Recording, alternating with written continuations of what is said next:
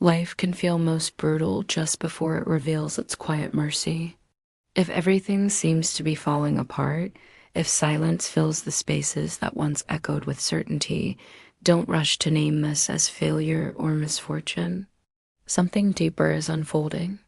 You feel disconnected, not because you're broken, but because the life you've known is shedding its skin.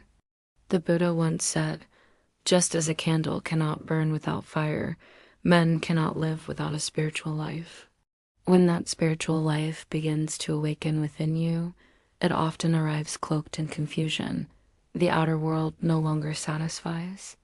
Relationships feel distant, your ambitions lose flavor, and you begin to wonder if you've lost yourself or if you're finally meeting who you truly are. That is the paradox. Awakening rarely feels like light. It often begins in shadow. You might be in a phase where no answer seems to land, where prayers feel hollow and meditation only reveals more questions, but this isn't emptiness. It's the sacred pause before real clarity arrives. In the Majjhima Nikaya, the Buddha speaks of noble silence, not just quiet of mouth, but quiet of the soul. This silence isn't empty, it's full of all the pieces rearranging themselves in ways your conscious mind can't yet comprehend. And in this hidden process, the pain you feel is the friction of transformation.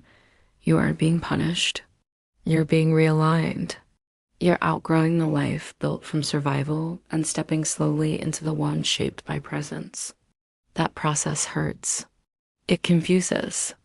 It isolates, but it also purifies. There is a secret that those who walk the spiritual path eventually learn. The darkest times are often disguised invitations. Invitations to surrender the ego's grip, to release the illusion of control, to see that everything you clung to was never yours to keep. Your suffering becomes your sutra, each heartbreak a verse, each failure a koan. You start to see that life doesn't owe you comfort, but it offers truth if you're willing to sit with it long enough. And the truth is this: what feels like ruin may be the first real teaching you've ever received. The job loss, the relationship ended, the illness, the disappointment, each becomes a mirror, showing you the places where you were asleep in your own life. And yet, there is a sacred danger in darkness, not because of what it hides, but because of what it tempts you to believe. That you're alone, that nothing will change, that you're somehow unworthy of peace. These thoughts are the final defense of the ego before it breaks. Don't fall for them. Don't interpret silence as abandonment. What if instead this silence is space to hear your own soul speak for the first time? In the Dhammapada, it is said, let go of the past, let go of the future, let go of the present, and cross over to the farther shore of existence. You can't cross that shore if you're still judging the river. You must trust the current even when you can't see where it leads.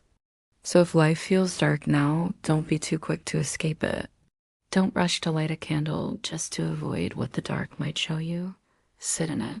Let your eyes adjust. There are truths only seen without distraction. Let go of your timeline.